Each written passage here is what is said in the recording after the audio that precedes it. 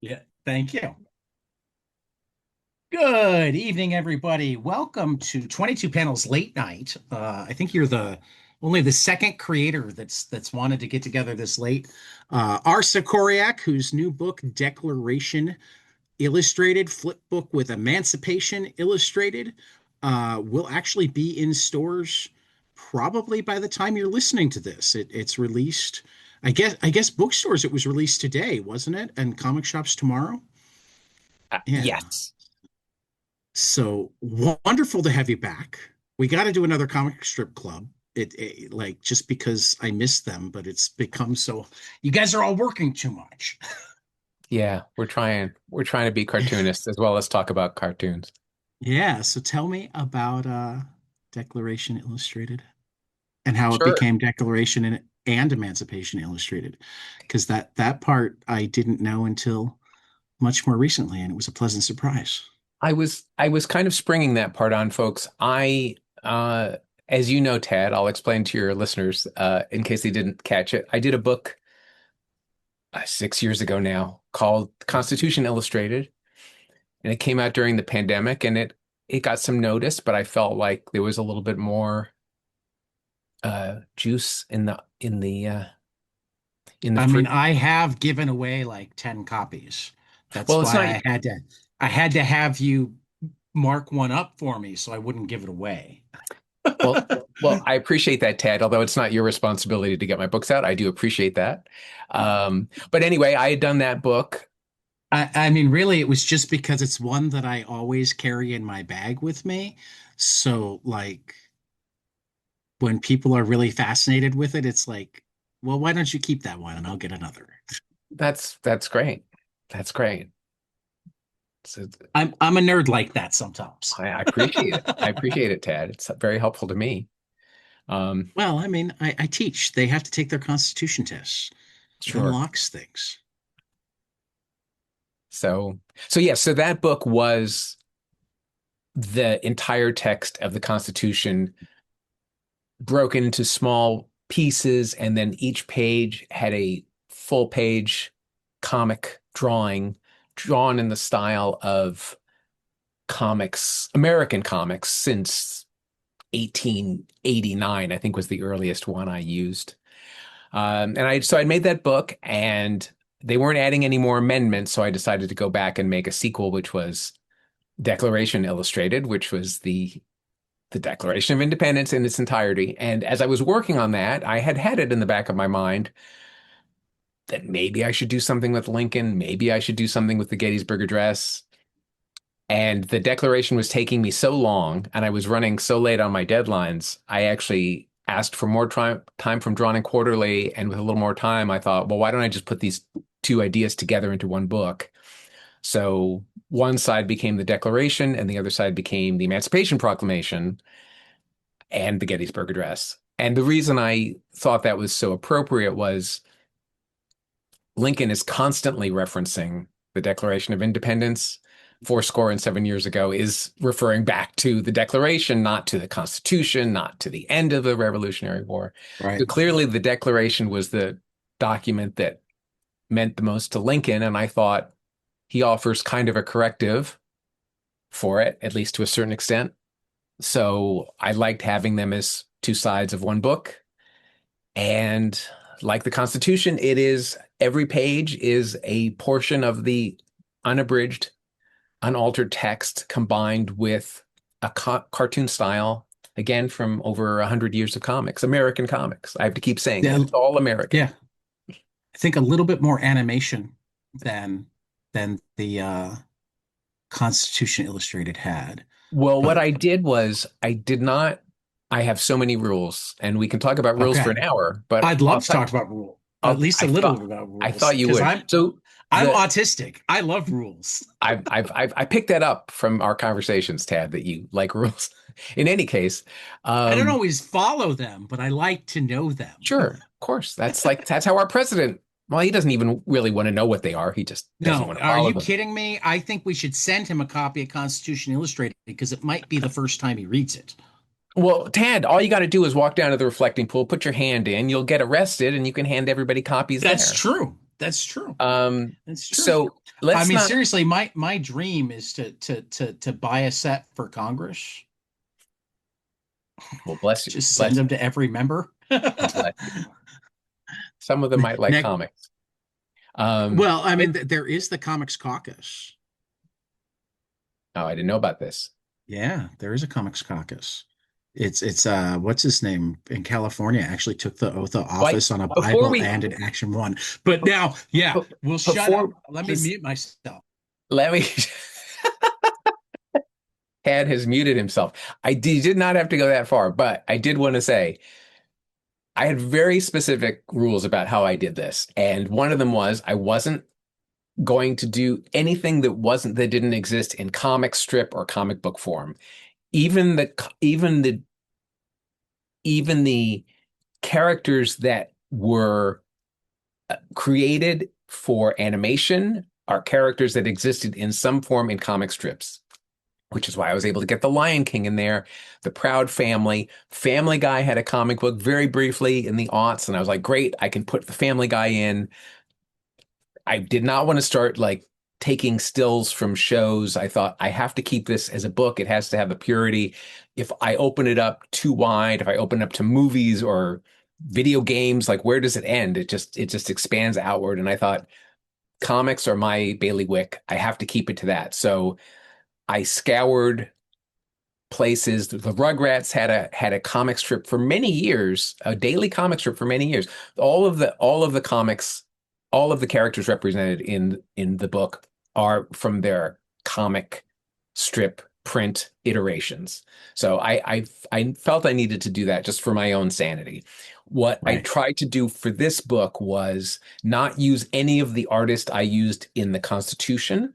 So there are no repeats of artists. There are, in some cases, different iterations of a character over time. But Charles Schultz appears only once, which made me very sad because I could not draw Franklin in the Emancipation Proclamation. But I thought, no, I must keep to my rule, and I did. So I create many parameters for myself, but and in some ways I think it makes the book stronger because I'm keeping to my rules, but on the other hand, it is much more difficult than me just saying, well, Franklin should be in here anyway. That does explain some of the even deeper dives, though.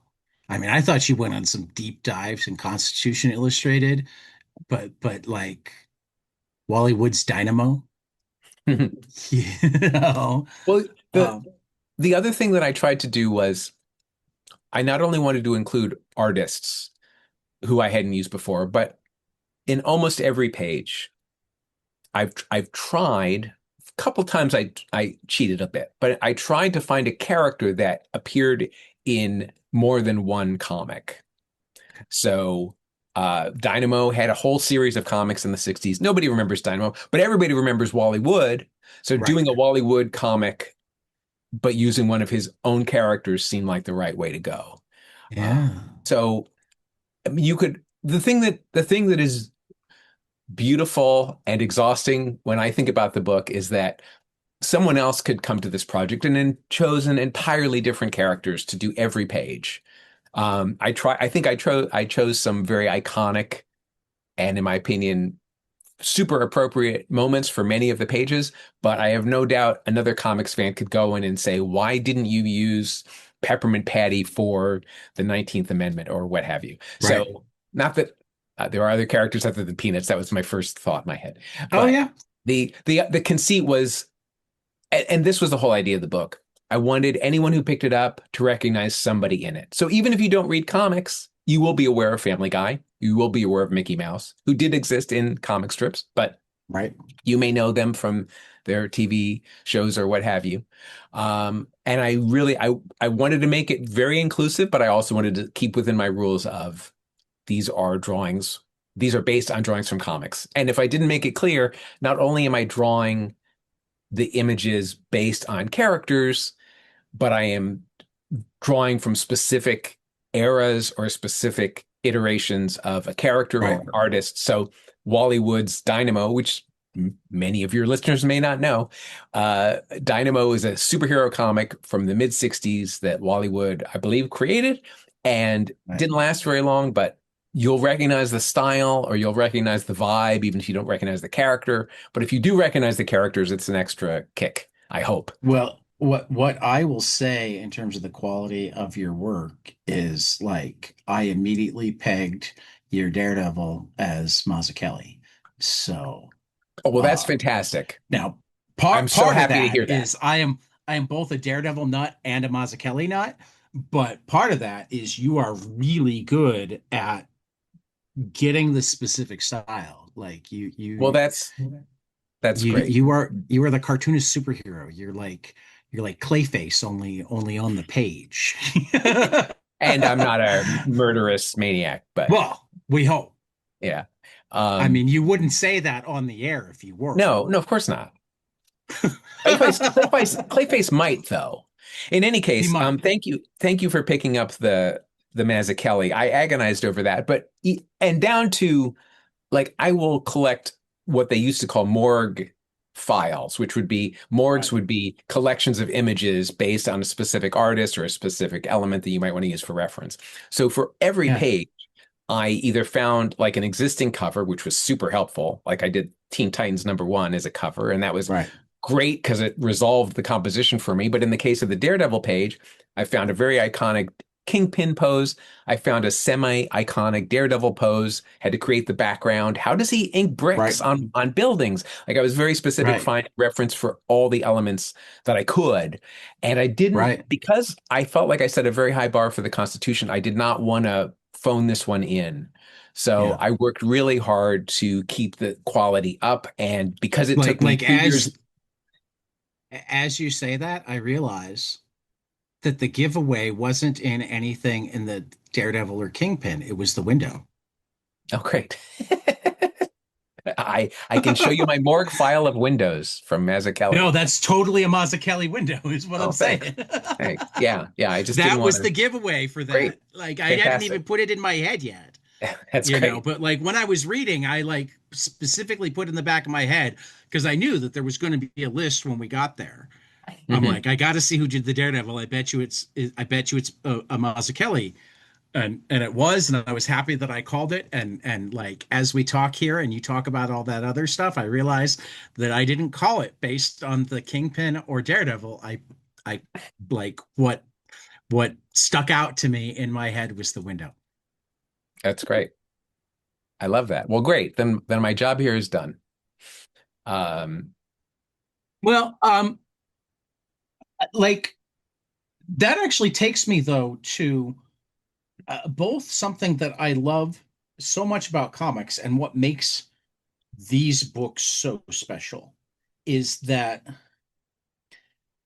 comics, there are so many layers of meaning and things that shape meaning and affect your mood, thought processes, etc. Like um it's easy to not think of a window, but the way Mazzucchelli draws windows always actually to me makes them feel more like they're keeping you from what's on the other side rather than like opening the other side to you. And mhm, this one is like a little bit different from a lot of Mazzucchelli windows you see because like it's an outdoor thing and its Daredevil can't get into what I assume is the courthouse because establishing judiciary powers.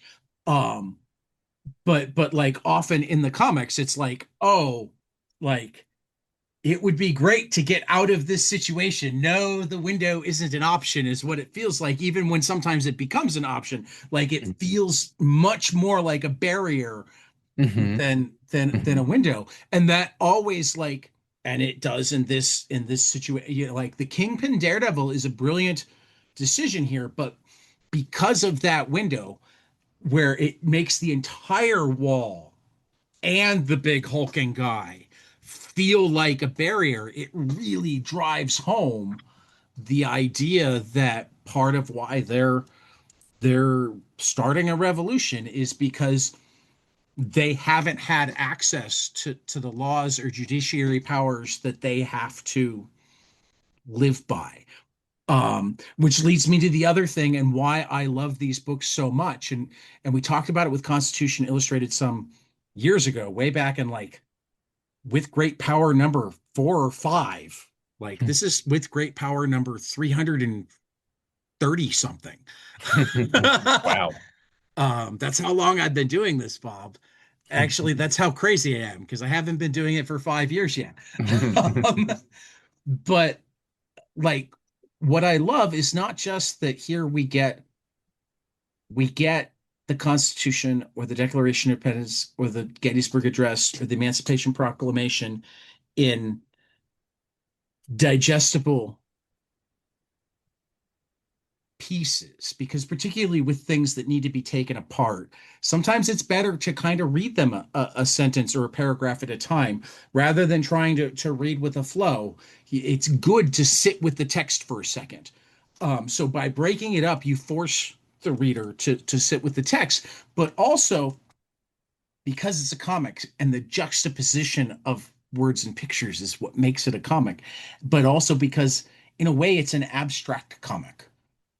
You're not telling the story of the Constitution. There are a couple of great comics that tell the story of the Constitution. I don't know if there's a great comic that does the story of the Declaration of Independence, but there are great comics that tell the stories. What you're doing is you're taking each of these paragraphs and you're giving a vibe slash something to think about. Like you're tickling the brain Mhm.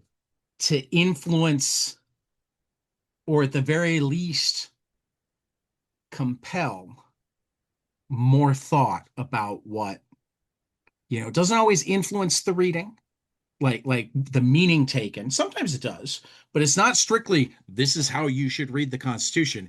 It's, hey, let me do this to your head so that you really think about this section. And I that's one of the, I mean, aside from like the fact that I think there are many members of Congress that need to read these documents, period.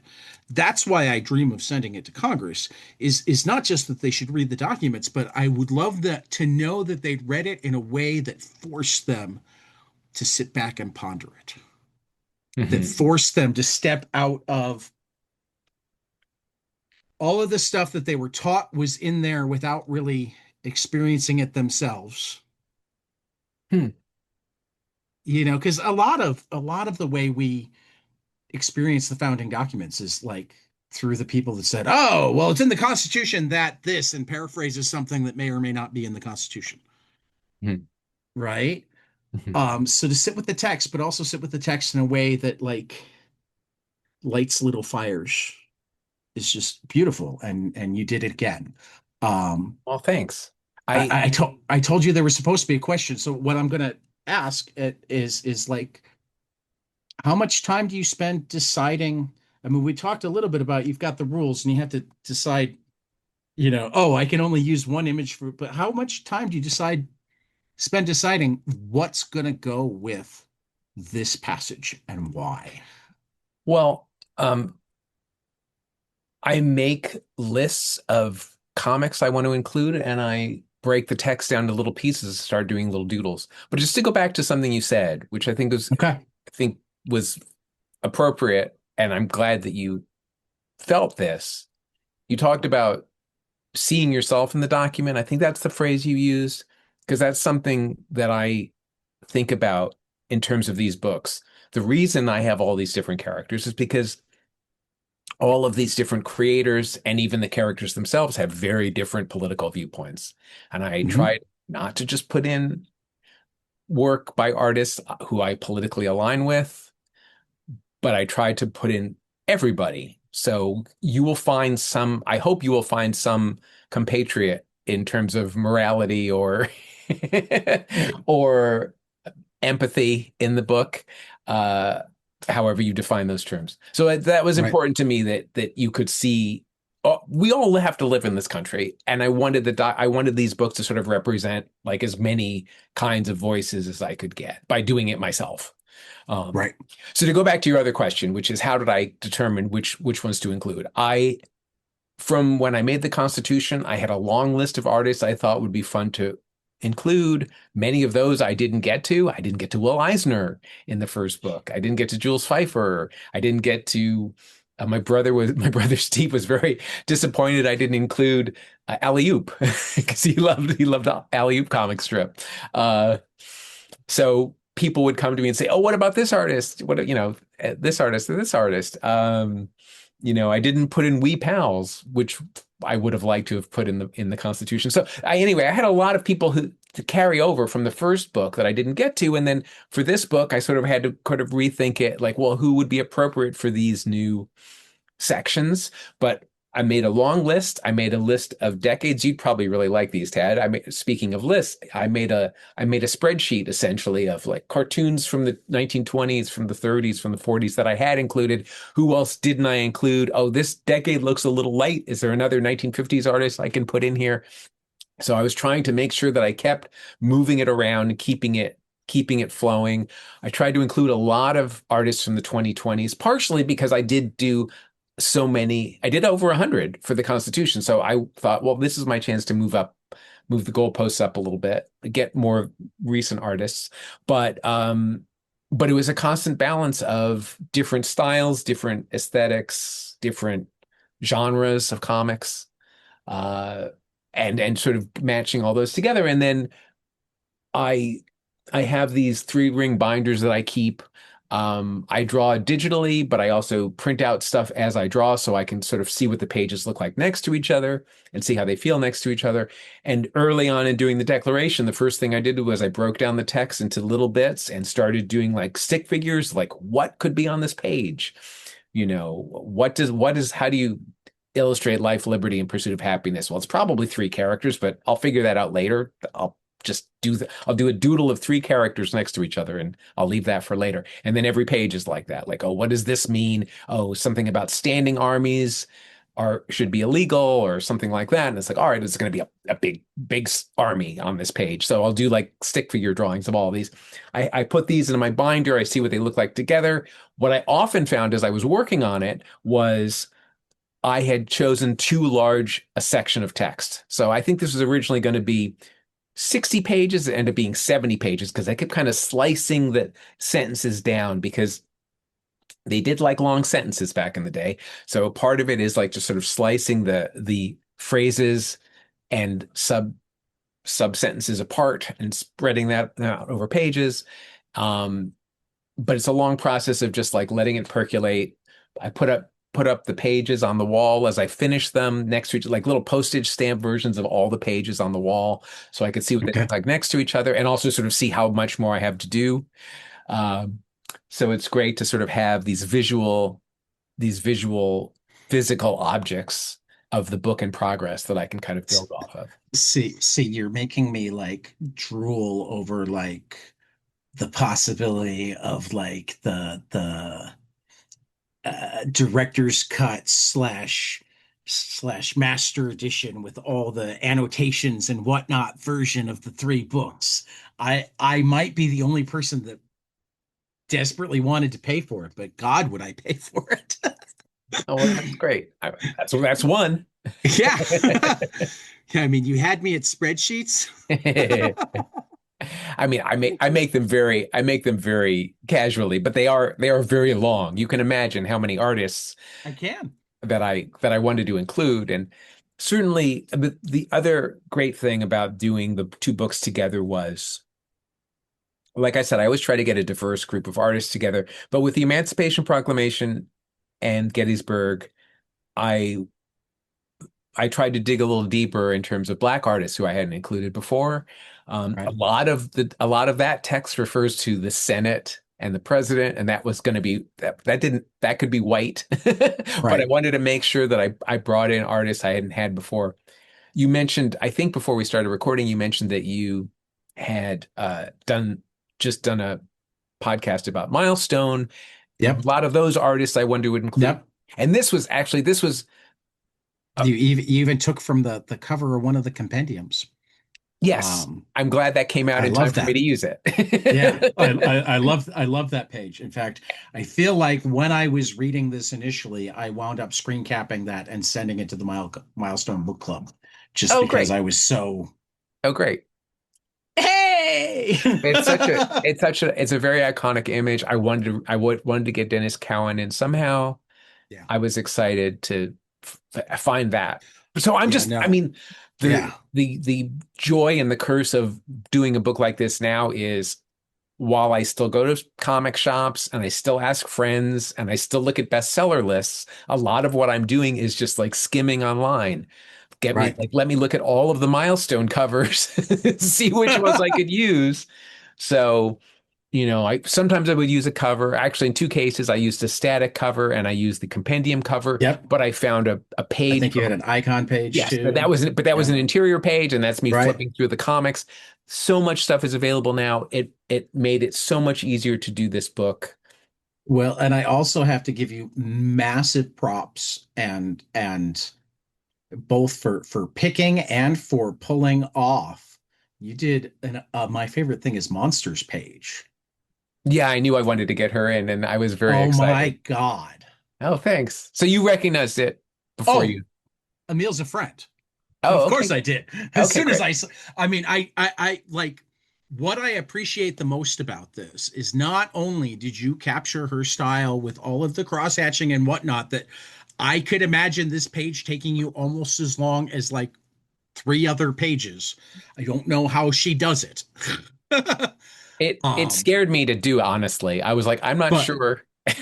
We're gonna but the post. fact that you took a classic painting, did it in her style, with Karen on the outside looking at it, was such the perfect homage Oh, thanks. that I got goosebumps. I'm looking at the page right now and getting goosebumps all over again because you also nailed the wonder of Karen at the. And I also caught that you put her more in. Well, no, not caught, because this is the beginning of the Gettysburg Address. But like we're looking back at the Revolution, which is Mhm. particularly great because that's the other side of the flip book. Um, eh, but you've got her in the Civil War uniform that just makes it, mm. Thanks. Thank you. You know, That's including the notebook paper, just, mm. thanks. Thank you so much. You know, Well, that's great. I mean, you know, I don't know if you're the only person this book is for, but you are a person this book is for because you got that and you got the yeah. reference that I was evoking. Yeah, no, I mean I wish that these books were for more people. I think they should be for more people. I would love and like I ponder the idea of like throwing together like the curriculum, even though I'm only mildly qualified officially to write a curriculum to like teach the Constitution through this. Um, because I think that like civics is sometimes lost right now. And Hmm. part of it is that we don't engage. And part of the reason that we don't engage is we're afraid to deal with the hard stuff. Hmm. Um, Hmm. but one of the things that these books do is while they force you to confront the hard stuff, they don't net oh, and the Kyle Baker. um well, they force you that's where I forgave you for not doing Baker's Plastic Man.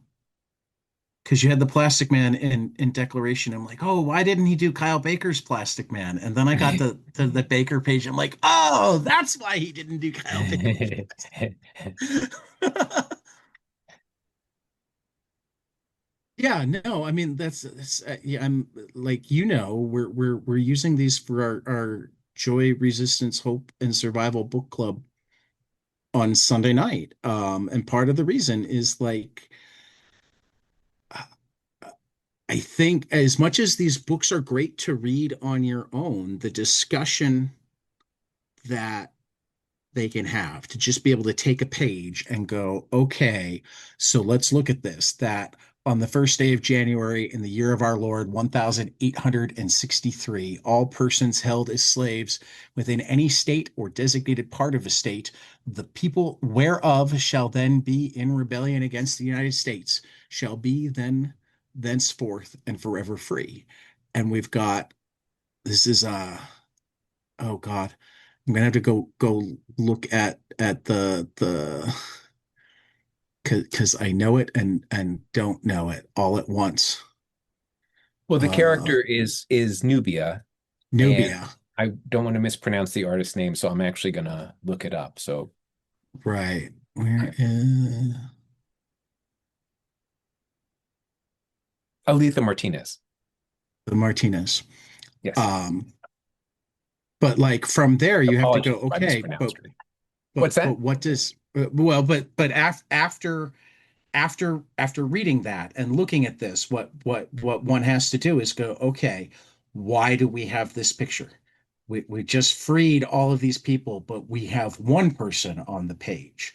It's a woman, not a man. Does that tell us something? We've got this wonderful landscape. What does that tell us? At some point, you're going to start thinking about, wait a minute, we freed all the people in states of rebellion. What does that mean? Right, right. Again, um, and I literally just chose that page at random. I was flipping through the pages, and that was the page that I was on, and that's why I read that page. Um, Mm. I'm making up the lesson plan as I go, Bob. Well, the Gettysburg Address is more verbose, and the sentences are much longer. I felt more confident doing the Gettysburg Address, where it is more poetic and Yeah, more to the point. So I was able to sort of pull that apart more. As yeah. you read that page, I was like, "Gee, should that have been two images?" But No, I had to stop the book somewhere. no. I actually do. I like it as one image because among other things, I mean, here's the thing that like as I keep staring at it and I keep thinking of the text and the fact that it's an individual looking out over this beautiful landscape. Here's my question. Is she one of the ones that just got freed or one of the ones that isn't? Is she in Kentucky? Is she still a slave? How does Oh, that make her feel? yeah. Well, these are good questions. You do Well, need to but write the study guide. Yes. yeah, but that's my point. And then the next one is, and the executive government of the United States, including the military and naval authority thereof, will recognize and maintain the freedom of such persons. And you've got a party going on with the one Union soldier who's kind of like, okay, this is going to be some work. um, so again, like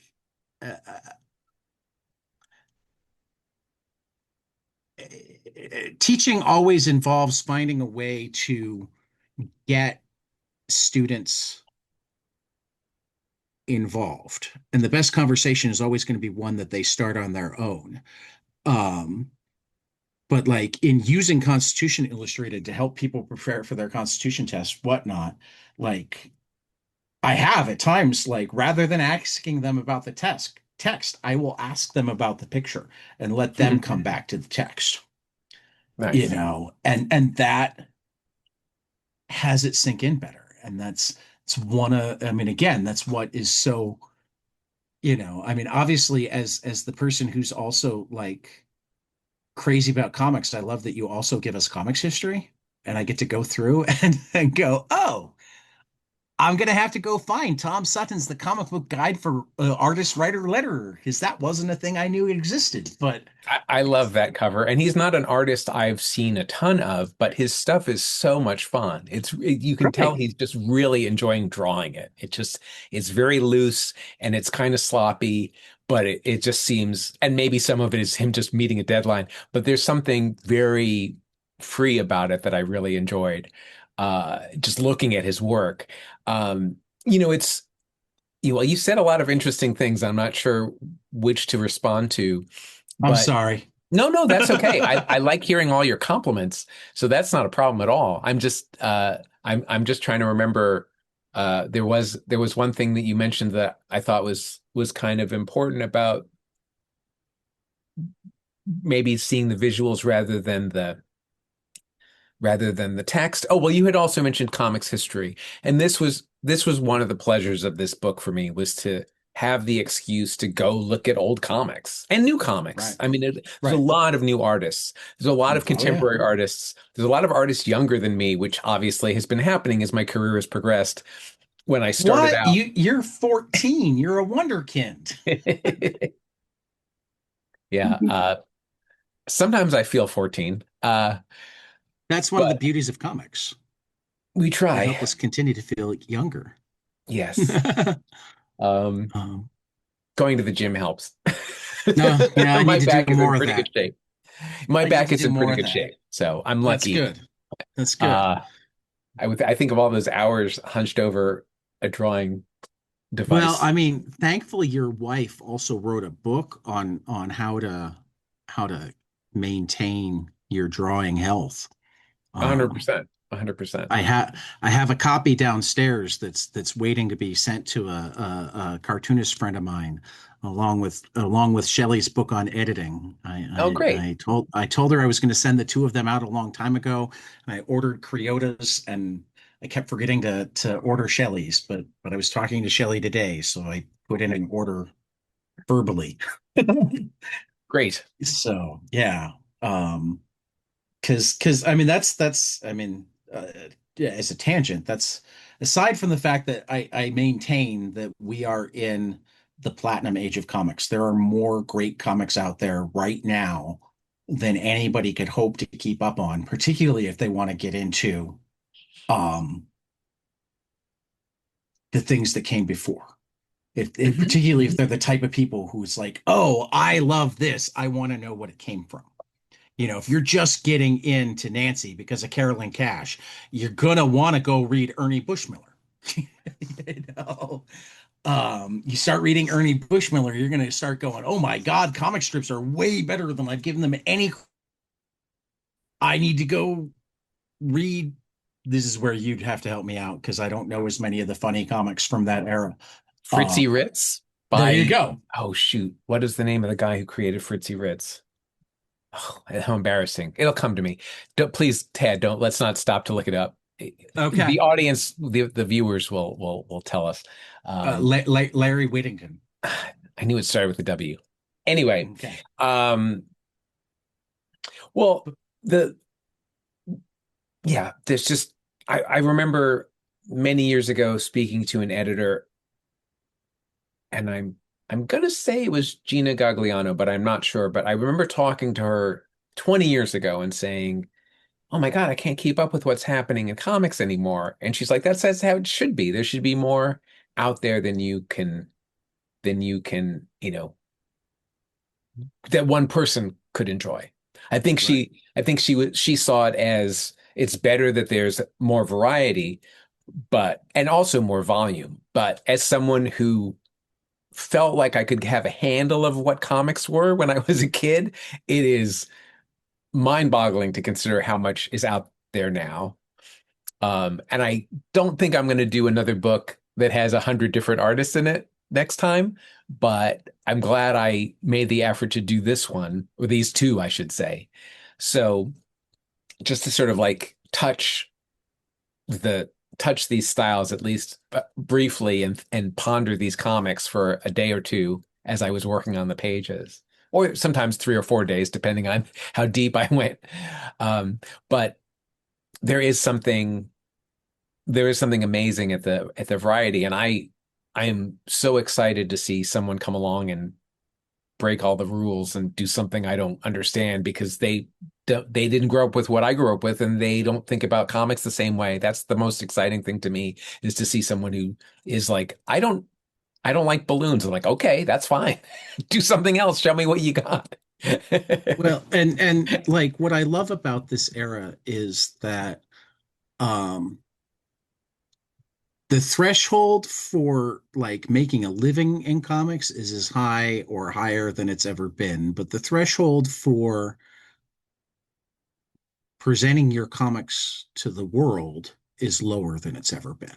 Yes, that's true. You know, I wish that we could also get people better paid. I wish that there were more people who could just make living as artists and like not a subsistence level living, but like at least a mildly like I feel like if you are consistently producing art, it would be great if you made the living that a manager at McDonald's or Walmart makes. Hmm. Hmm. I'm not talking like hundreds of thousands of dollars. I'm talking can pay your rent, not run up debt, and Right. maybe go on a vacation every 4 or 5 years. Right. You know? Yeah. Yeah. um, like if we lived in a world, and this is where I'll plug a bush in between, because Shelley gave me a reading assignment. In between talking to Shelley and Milestone, I read a book called Gigs that came out last week. Uh, Mark Mostyle and Cy Smith. And aside from the fact that the cartooning itself is really impressive and the way they adapt pacing to the different chapters and the different things going on um, is really amazing.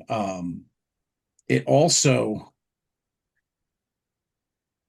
it imagines a future where we've been given a universal basic income, but we were given it by the same people who are super rich now. So it's like dependent on doing gigs when they tell you to do gigs, and it's just barely enough to get by. And oh yeah, there are almost no other jobs. Hmm. Um, but also like about still finding hope and trying to make a better world and making things and art and all of that in this book is separated into I think five, maybe six segments. They're not really chapters. They're kind of chapters. I don't know. Maybe they're chapters. There's not a table of contents. There's hashtags with a new word. Huh. Um, but but yeah, no, I mean, so much. It's so hard for so many people to get to move forward or even just subsist. And it makes me that much more frustrated that when we live in that environment, that the people who want to actually make things rather than just exist and pay for cable are often taking care of that much less. Um, I don't know where I was going, except that we do have life, liberty, and the pursuit of happiness in that Declaration of Independence thing. And I loved your image for that, particularly because like and I'm just riffing here, but what was that? That was what was the dog? I don't remember the name of that Droopy. dog right now. Right. Droopy. But yeah, so life is bosoms, liberty is Droopy with his flag, and the pursuit of happiness is a very happy, not quite drooling, but you can feel it coming, wolf looking in the window. Right. Well, I remembered the I'm not sure how I got to those characters for that page, but I grew up loving the Tex Avery cartoons of the 1950s that came Yeah. out that I saw as a kid on TV. I'm not in the 50s. I'm not that old. But I did remember those characters very well, very manic cartoons. And then I had found this Dark Horse series from the 90s that used those characters, and it was beautifully drawn. Um, it's sometimes it's hard to translate animation into comics, but the people Right. who did that book, um, I thought did a great job of capturing kind of the liveliness of those characters. Um, but it's funny that now that you mention it, it's like I don't remember why I thought of Droopy for that page. There is one cartoon where he waves a little flag and says "Hooray," but I don't remember how I got to that. But I was happy You, to stumble upon that comic and see that to be able to put those pieces together. I should mention, I saw someone on Facebook who saw one of my pages out of context and thought these are just ripoffs of specific artists. I do credit all of the artists You do. that I reference. I credit all of them in the index. So Yes. I You I credit them in detail. I don't want anyone to think that I'm just riffing on this stuff and trusting you might figure it out. I recognize that the readers of a book on the Constitution is probably much bigger than the readers who will know who inked Justice League 101. Right. That is also parodied in here. So in any case, I do try to make things, I want things to be specific. I find if I just did like a general drawing of Droopy, I think the style would get a little soft, and I really wanted to sort of capture the energy and the vibe of like particular artists. So that was really important to me to reference in the book.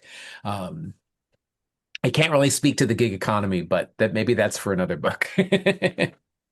Well, and I wasn't Brian LeMay and Greg Hyland, the penciler and inker on the Tex Avery Droopy book. I Oh just no, looked those it aren't up the because people I I was used.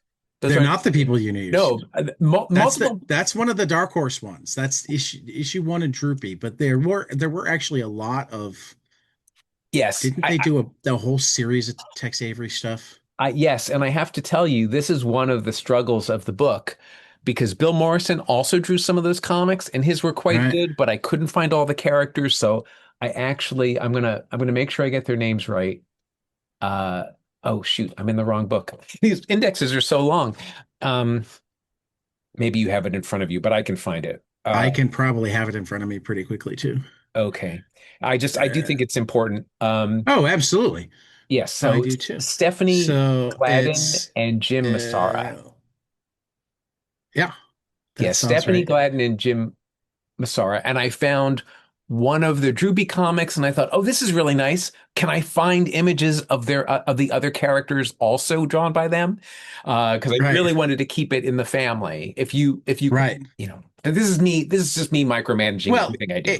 no, I mean it is overall way better to if you're going to be doing various uh I mean, what do you consider them? Do you consider them pastiches, homages?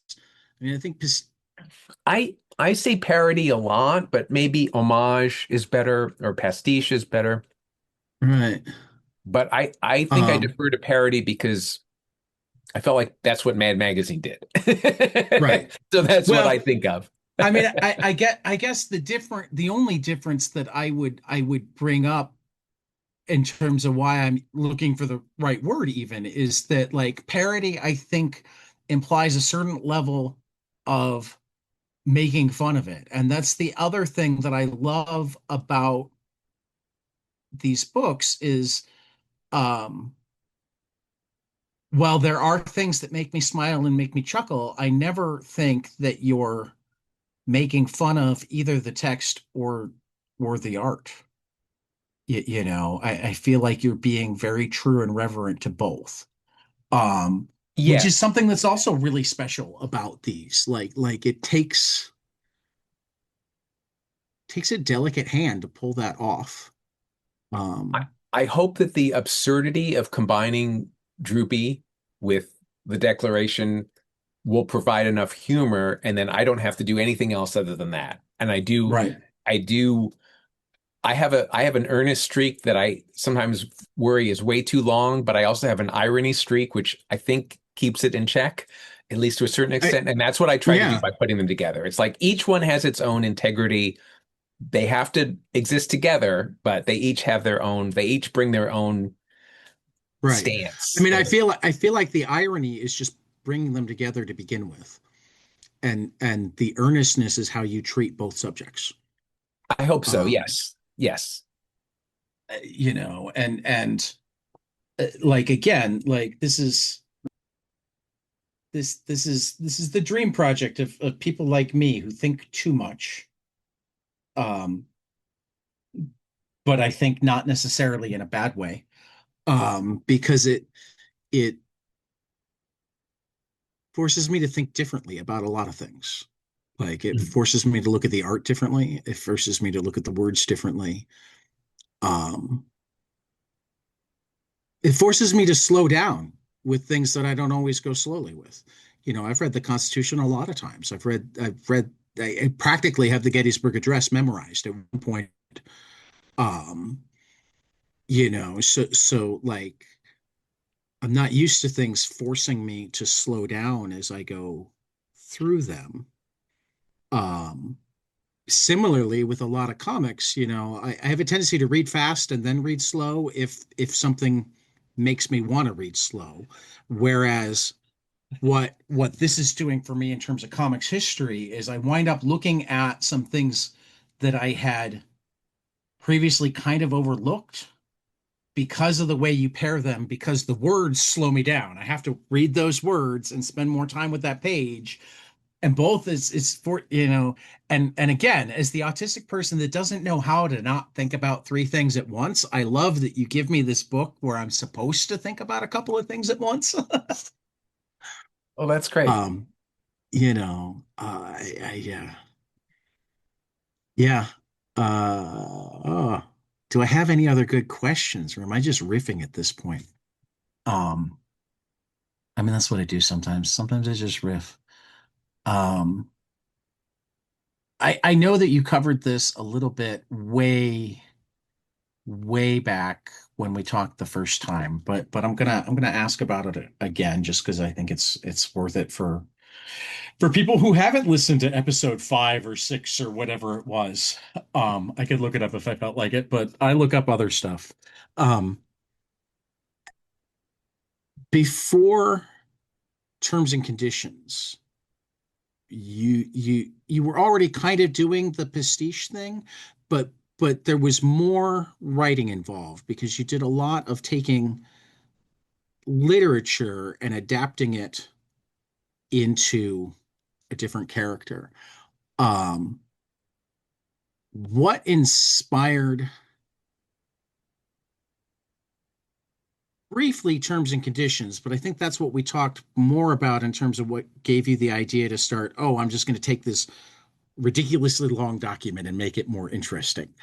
Um, but what made you then pivot and go, I'm going to take these documents that are, I'm not saying that the terms and conditions aren't important because, like, the fact that they're allowed to write such ridiculous terms and conditions that nobody in their right mind is going to spend the time reading them. And even if they do, they're unlikely to understand them all, is a problem in of itself. But the Constitution, the Declaration, the Emancipation Proclamation, the Gettysburg Address are infinitely more important documents than the Apple terms and conditions. So Yeah. first, briefly, what inspired you to? I'm going to take these things that people don't read enough Yeah. and have them. I mean, because with the terms and conditions, probably anybody who actually bothered to read all of the terms and conditions while they were reading your comic was probably reading them for the first time and Sure. probably has never read them in any other form.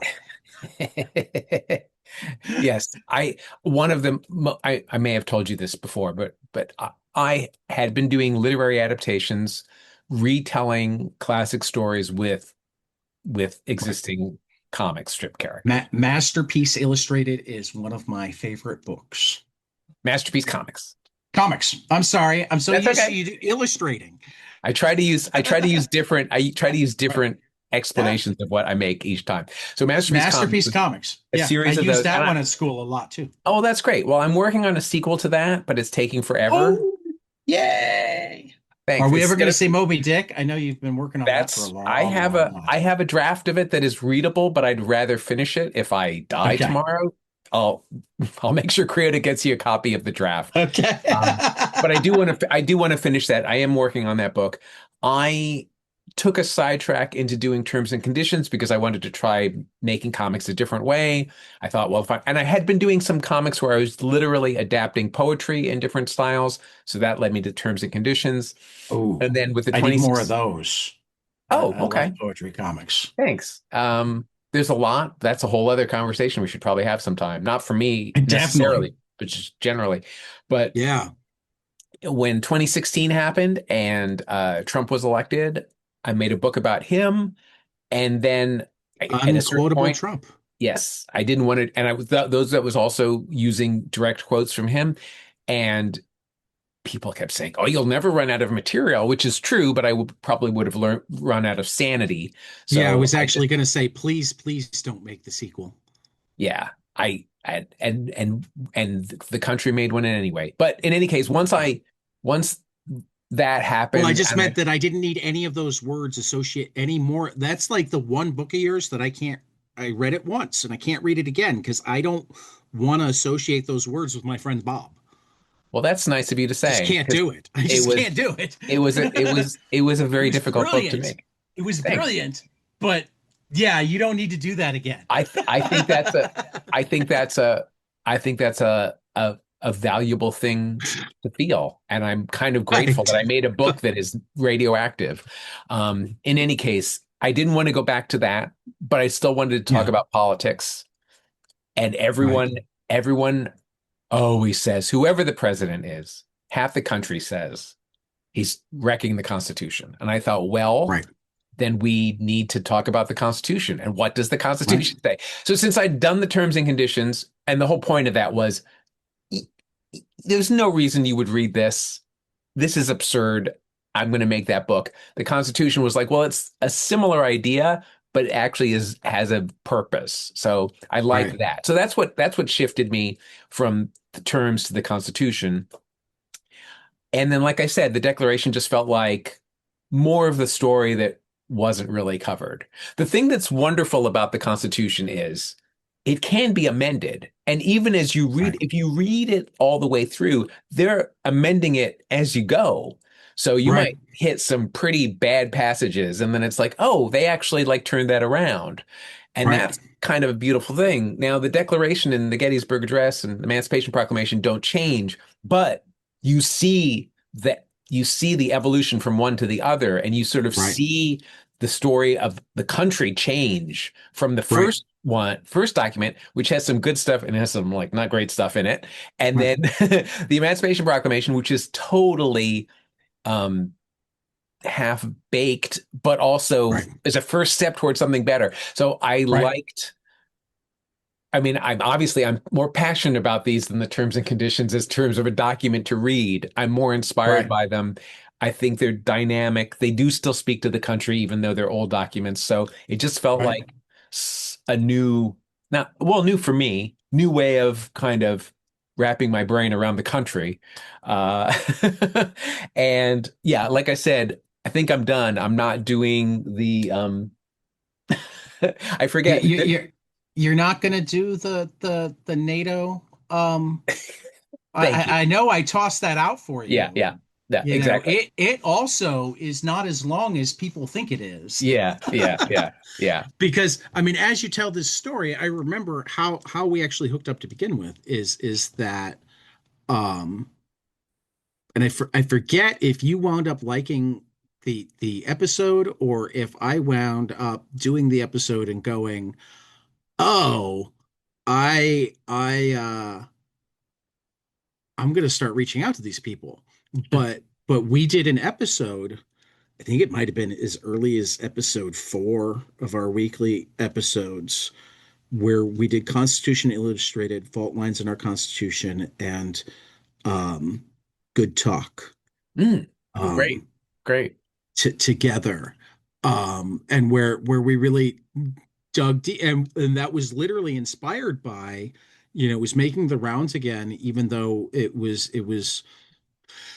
this was probably November of 21. So at that point, the video was like a year old, but it was making the rounds again for whatever reason.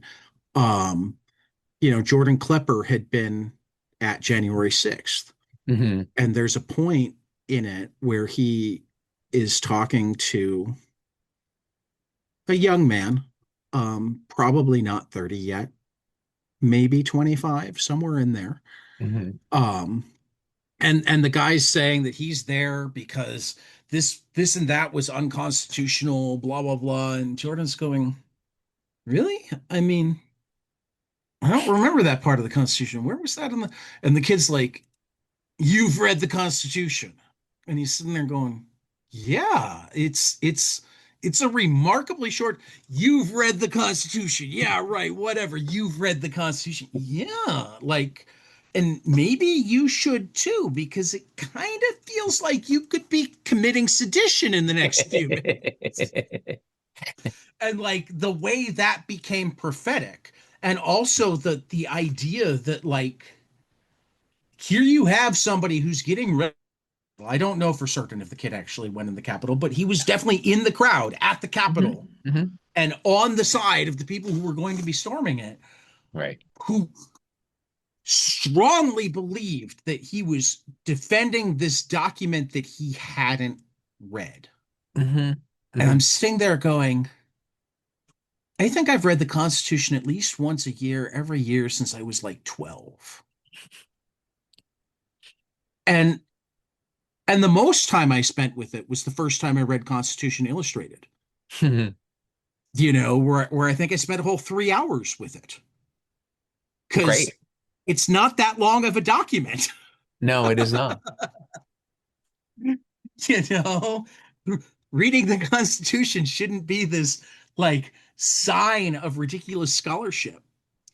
Um, and in fact, wasn't supposed to be. It was supposed to be accessible. Right. Right. I mean, that was something that was fought over. I Hmm. mean, just like the priests that opposed the printing press because people can't understand the Bible. They need to get it through us. Right. Right. you know Right. that there were definitely people in the convention that would have liked it to be longer and more tedious and harder to parse. Yeah. But the idea that we're a nation of people that is a representative democracy, where even if some of the people thought that it only meant white property holding men at the time, that more people than the people in this room should be able to truly understand what is going on and be involved in it has been something that was there from the start. Um, so yeah, like I mean, that was what inspired the episode was watching this kid going, and I'm like, I think I'd read it when it came out because it got a lot of critical acclaim when it came out. So I bought a copy when it came out and I spent some time with it. The time that I really spent like the 3 hours, took notes. In fact, it's like the one, like if you go back to the blog spot that I don't even plug anymore because I'm so behind on show notes, like the two where I did hardcore show notes were for Four Kids Walk Into a Bank and for Constitution Illustrated Fault Lines and then Good Talk. Um, because like again, I'm just like not only is it not that long of a read, there's a comic book, dude. In the comic book version, it's only 100 pages and like Yeah. a Well, little bit I guess more. he could have read it. I guess he could have Yeah, read it. Yeah. It had come out by then. Wait, yeah. no, no, wait, did it? I thought I had. 2020. Yeah, it must have. Yeah, because It it was must have. January 6th, 2021. Yeah, 21. Yeah. So it had come out. Yeah, Yes, it had come. it had Yeah, come he could have out. read it. Yeah. He could have read the comic book It came out version. before the election, I'm pretty sure. Right, So right. well, you weren't my publicist then, so that's why Yeah, this yeah. this random person in Washington didn't see it. Well, but again, I wasn't just thinking of that kid. I was thinking of the fact that he's emblematic of a lot of the nation.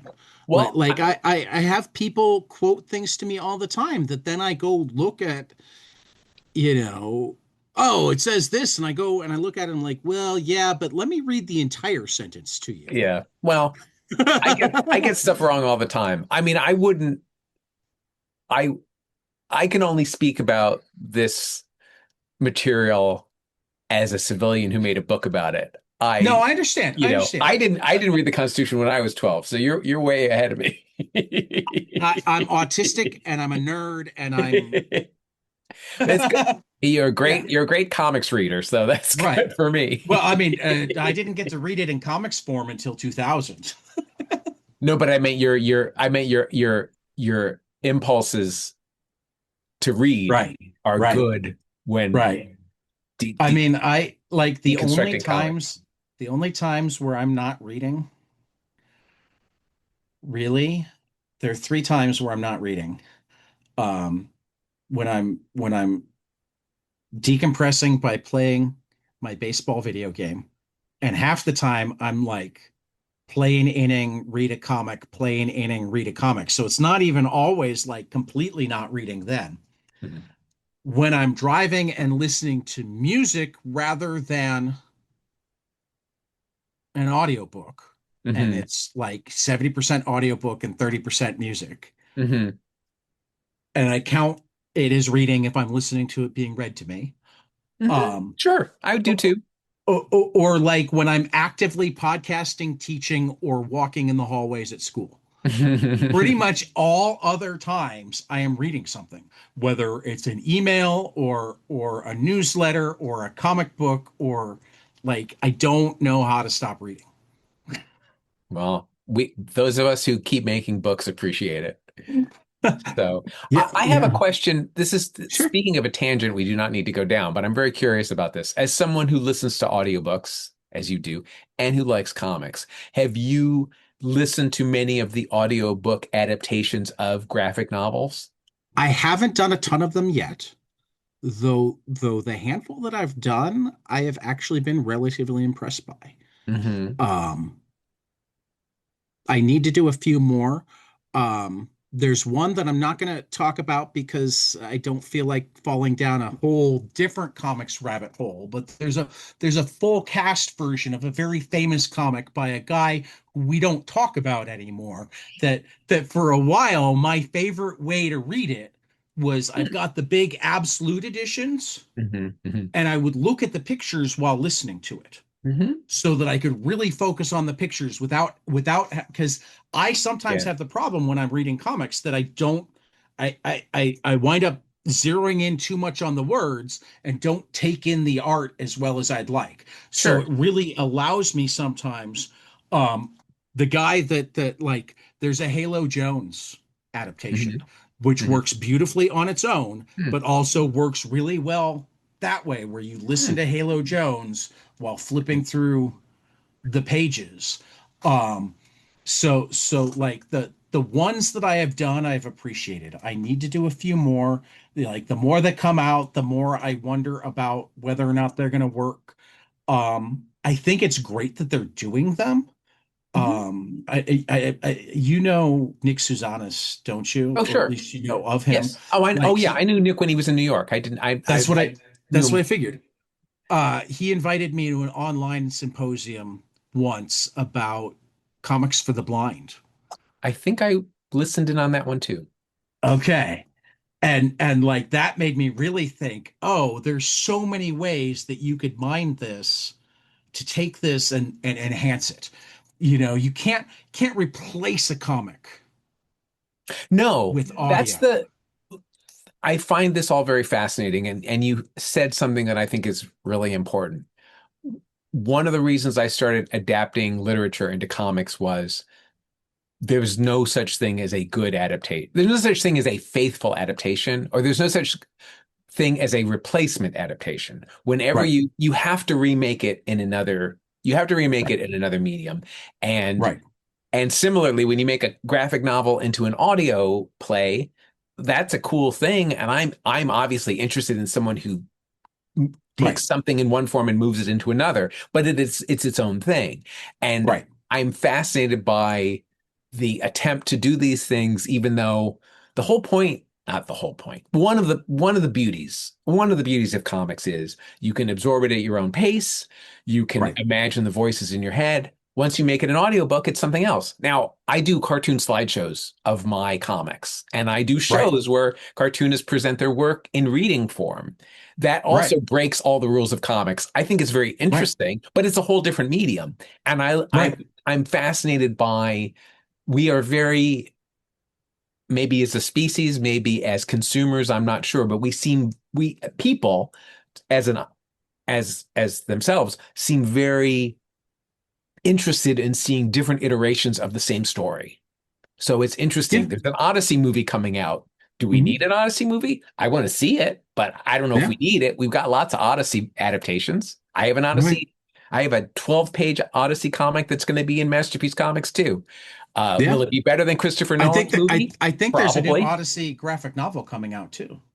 Well, there's the Gareth No? Hines one, I think has been Well, that's the re-released. older one. Yeah, but I thought There's a there new was one. actually a new one. Oh, okay. Yeah, Yeah. that's the other beauty. That's the other thing that I think is so fascinating and kind of beautiful about what the kind of work I do. There's always going to be another version. Right. No one's going to make the definitive one.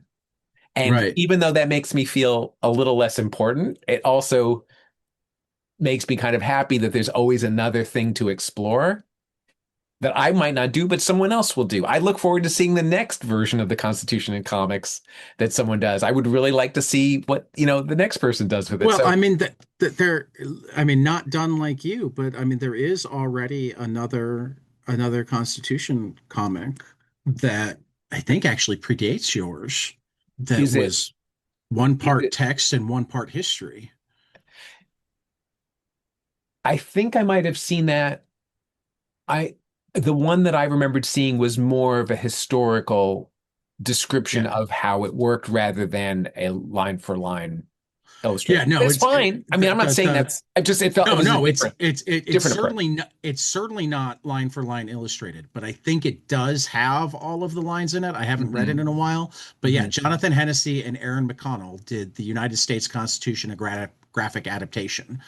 I'm And sure I'm sure that's on my list somewhere. yeah, yeah. Sorry, guys. I know I've Jonathan used this Hens Jonathan Hennessy. Hennessy did Yeah. some books on Gettysburg, I believe. Gettysburg I and have one of his Alexander Gettysburg Hamilton. books right here. So, like, I am Yeah. aware of you, Jonathan. I just Yeah. lost track of your Constitution book. But there are a number of adaptations in Yeah, more. it came out in 2008, and I think it Hmm. was actually out of print for a while. I think it might have Hmm. come back into print after your book. I'm not 100% Hmm. certain on that or causation, but I remember that I discovered it after I discovered your book, and I've Hmm. used them both in teaching because Hmm. it's good for like really, I mean, with your book, I have them unlock their own understanding of the words. And with his book and with the first, second fault lines in the Constitution, it helps you unlock the whys and the history and the things that seems vague. There's a reason why it seems vague. One of the things that I drives me nuts about the current textualism and originalism of the Supreme Court is I am not at all convinced that any of the founding fathers were in favor of that interpretation of the Constitution.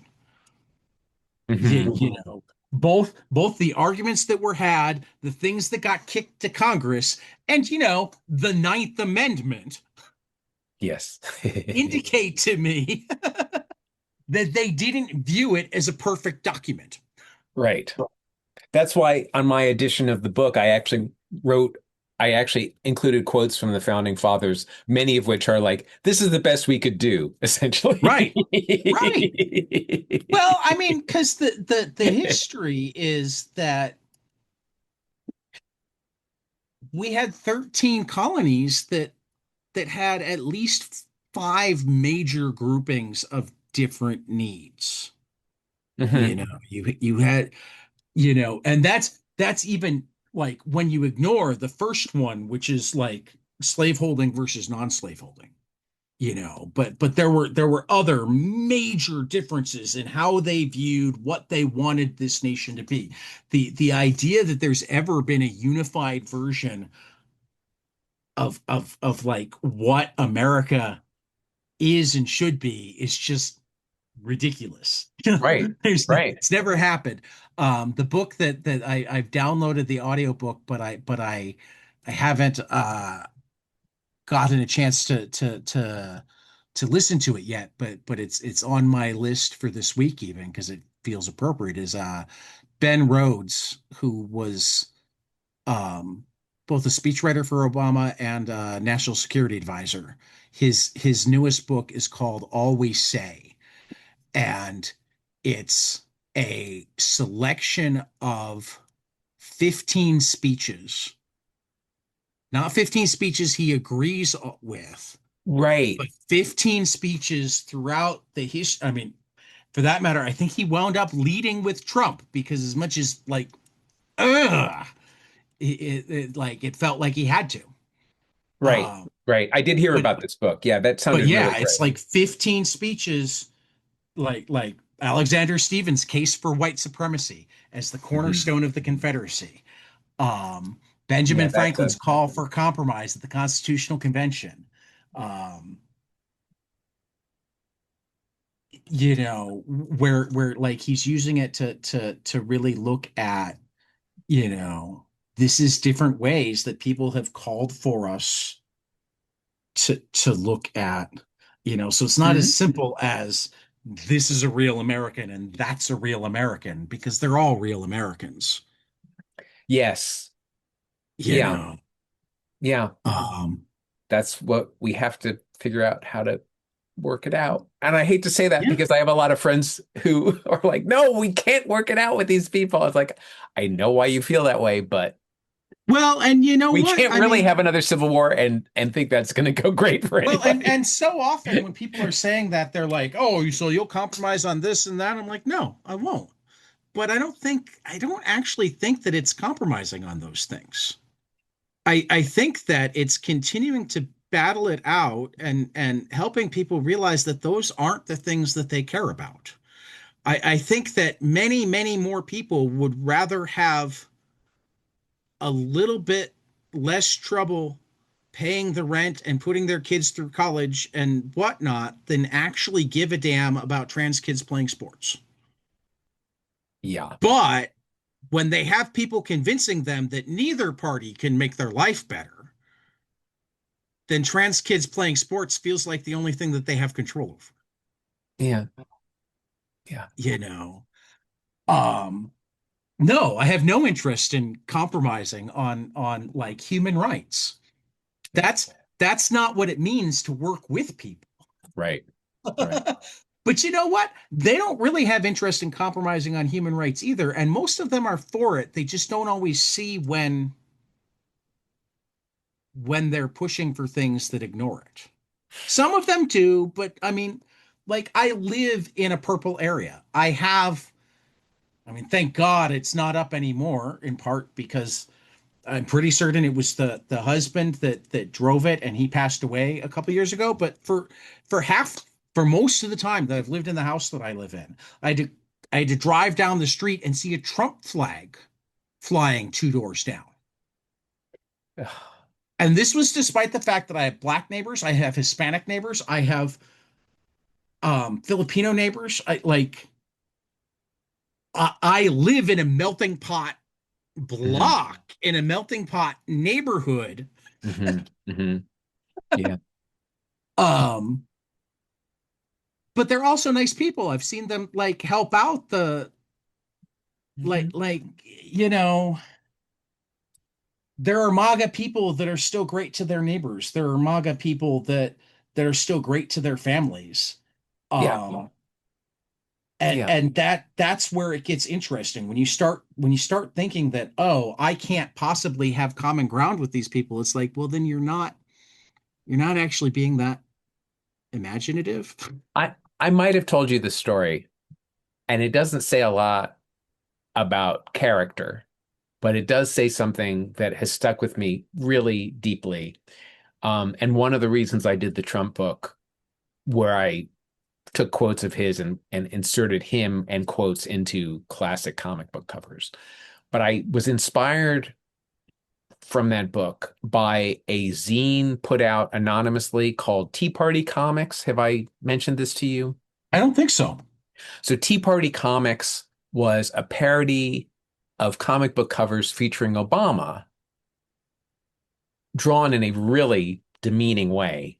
It was just kind of grotesque parodies of Obama. They weren't quotes from Obama. They were just kind of like scenarios with Obama in them. But it was rather rough drawing. And the parodies of Obama were really unpleasant. But I looked at this thing. This guy had done parodies of Classics Illustrated and Tales of Suspense and all of these old comics and Zap comics. And he parodied all of these different comics in history and put these like grotesque Obama parodies in them. And I looked at this comic and I thought I could not talk about this. I could not talk to this guy about politics. We were not going to agree about anything. But if I was stuck in a comic shop with him, we could talk about comics all day. Like this guy loved something that I had great affection for. And I was like, this isn't common ground because he's not going to vote for anybody I voted for. But I'm also like, I could be civil with this guy. Right. If push came to shove, he had this real deep knowledge and clear love of old comic books. And just looking at this thing was like, this guy is, is someone I could relate to on some level. And like, can't we get along somehow? Anyway, I don't know. I mean, it seems when the book came out, when I saw that Obama comic, I think Obama was still president. The country didn't seem Right. as divided as it is now. But man, just like there's some grotesque Obama drawings in there. And it's like, I mean, I don't recommend anybody look at it. It was really interesting to me. See, I actually kind of want to just be, and I don't know if what I'm looking Oh, at Kat, is actually it. I knew you were going to look for it. Because what I'm looking at right now actually looks more like somebody taking actual stuff and rewriting the script. Well, these were Um, black and white. I mean, these were like black and white zines. I think I found them okay. through Ethan Persoff's site. Ethan Persoff collects a lot of obscure political and historical and educational comics. And I think I found them through him, through his site. Really interesting. He's got a really interesting library of stuff on his website. And I think that's where I first saw them. I Okay. didn't see them in person. I only saw them online, but there's like three issues of Yeah, these. no, I wouldn't want to pay for them. No, but Oh I mean, yeah, I no, didn't I'm seeing even it. see them on the I mean, street. most of the reason that I want to look at them and as I'm seeing them, I it is actually confirming. Um, it's actually significantly harder to do non-fact based propaganda through comics. It's not that you can't do some propaganda through comics, but it's hard to lie like outright and do you can frame things. Does that make sense? Yeah, Um, yeah. Well, I but mean, I was merely thinking about I could relate to this guy's love of comics. right. No, no, I Divorce that understand. from But quality of drawing or no, no, quality no. of message or like No. opinion. I like I'm I mean because I was thinking about it like how could you possibly make the unquotable Obama? He just didn't give you it'd be really hard to find the material to make it work. Um and I think that's I mean honestly I think that like without naming Comicsgate people and they've gone off and tried to make their right-wing comics and I think half the reason that they either don't finish them or even if they do finish them they don't sell isn't just because comics tends to be a more liberal group, it's because it's really hard to make them good. um Comics aren't inherently liberal, um but they are semi inherently truthful, Mhm. if that makes sense. Um, because of that juxtaposition between words and pictures, because you have to think about what the pictures word, because you have to think about how the words connect to the pictures. Like, yeah, it's something that I've been pondering for a long time. So this made me this is definitely so far uh a a a uh, an argument in favor of my theory that it's really hard to make Well, the right wing propaganda comic. I would, but Now, I, well, I would also, I mean, I don't want to defend the artist because I Right, didn't think they worked politically. Let's put it that way. But right, I would also say I when I was doing my Trump book, I didn't want to put words in his mouth. I was like, I'm not interested in right, making things up. Like that just right. seemed like I can't think like that, and didn't. I did.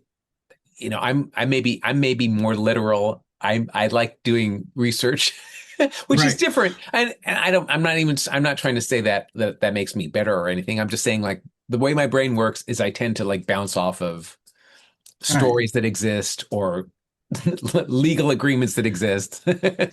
So Well, and like I'm gonna take this to a way more interesting direction. Have you gotten an opportunity to see any of Durf Becker's upcoming book no, I didn't. Is events? this the book about the masses? Oh, did Yes. that come out already? No, it hasn't come out yet. Okay. I saw a page or a promotional page from it, but I didn't read any of it yet. Yeah, it comes out September 15th, but I got to read a copy, and um it also had me thinking because like there were absolutely propaganda cartoons going on in that era, but what made them work is they had kernels of truth. And they still didn't like automatically work. I mean, it's kind of I have a friend who's a young political cartoonist, and it frustrates them because political cartooning is a harder and harder business to be a part of.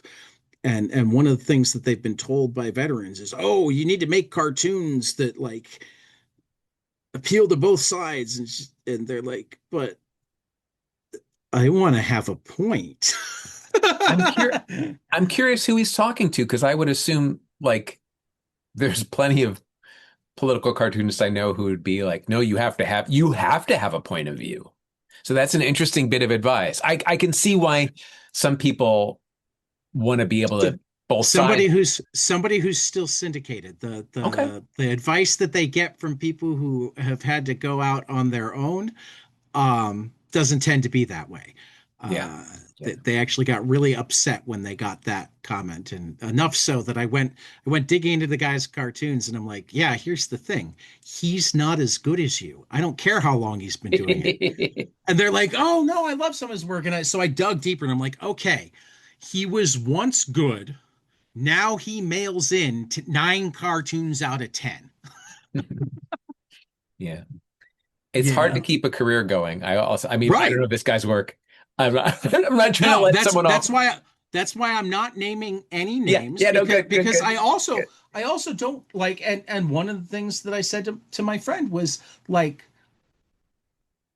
I'm not even blaming him for mailing it. I don't know what his situation is. Yeah. Does Yeah. he Yeah. have kids that are in college? Yeah. Yeah. I Yeah. mean, Yeah. Yeah. but also take his advice from that perspective. Don't take it as a stylistic thing. Yeah. Yeah. Yeah. He's talking about, and Yeah. I mean, as I dug through the stuff, I'm like, I can tell you where he started getting really angry and frustrated with his work. Like it's right here. Yeah. Yeah. Yeah. And I've been lucky enough now to talk to a handful of political cartoonists on the show. I got to talk to mm, And Telenis. r- r- I haven't gotten to talk to Ann Telnis. That would be, Yeah. but no, I talked to Ruben Bowling, and I talked to Jen Great. Sorensen, and I've Great. talked to Great. I've talked to Matt Bors a couple of times. Great. They're all Uh, great. I mean, it's right. unfortunate the Nib isn't going. I think Crucial Comics is doing Yeah. interesting work in this area, but the Nib was really special, and I Yep. know all those folks were involved and still work with Matt in some capacity. So, Yeah. And Matt's still oh like yeah, gets involved in stuff, but he's but I think very he prolific, decided, yeah, but I I think he think he wanted to be a decided, cartoonist again. yeah, I get that. exactly. He decided that he didn't want to be an editor Yeah, anymore. He yeah, and wanted I could he appreciate wanted that for to, sure. yeah.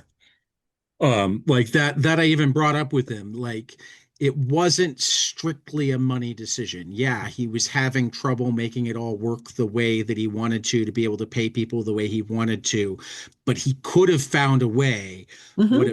What it really came down to is it wasn't what he wanted to do anymore.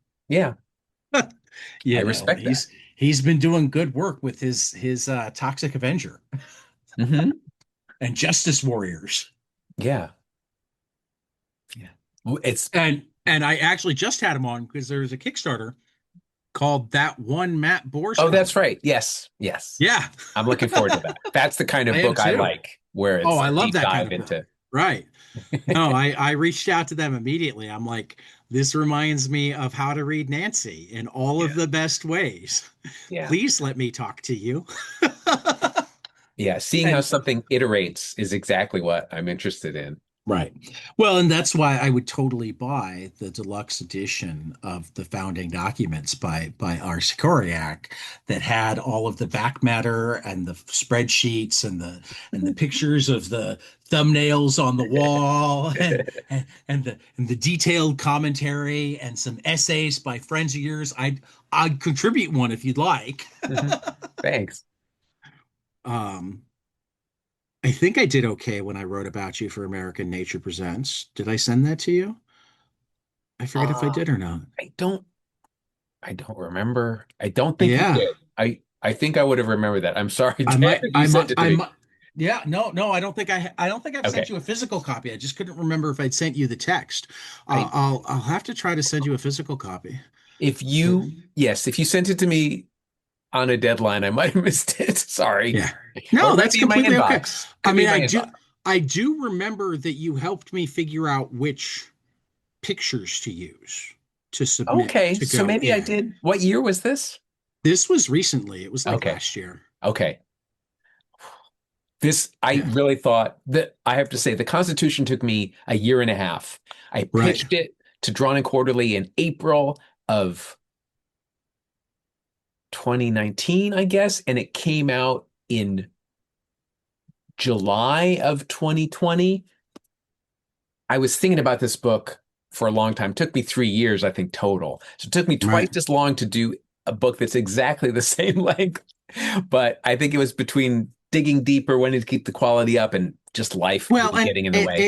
it's also I don't think it lends itself as easily to splitting things up. So, I mean, your first thing is you had to decide, you had to make, I think, probably more decisions on what is going to be a page. What, Perhaps how am I I going to did split this up to pages? I How, did atomize stuff a lot as I went along.